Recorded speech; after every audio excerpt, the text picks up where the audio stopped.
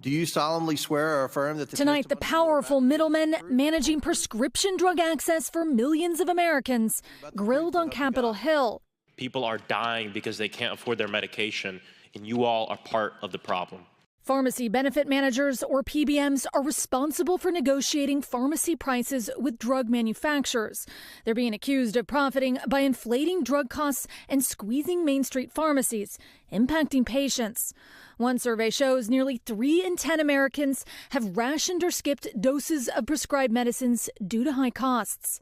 You're setting dramatically different prices for some medications across the country. If you're not delivering an outcome to the people who use it, how long do you all think you're going to have a job?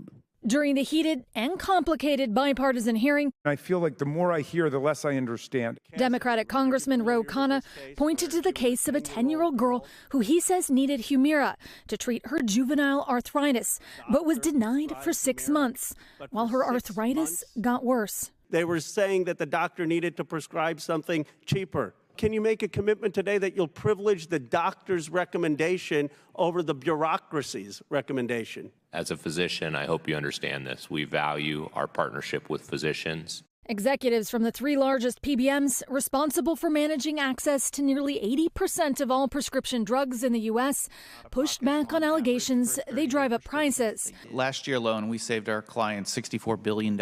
They blame brand manufacturers, who they say raised drug costs up to 60%. It's hard work to keep those costs down for patients and clients.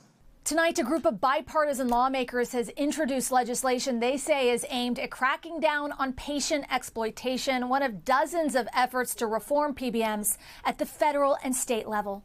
Thanks for watching. Stay updated about breaking news and top stories on the NBC News app or follow us on social media.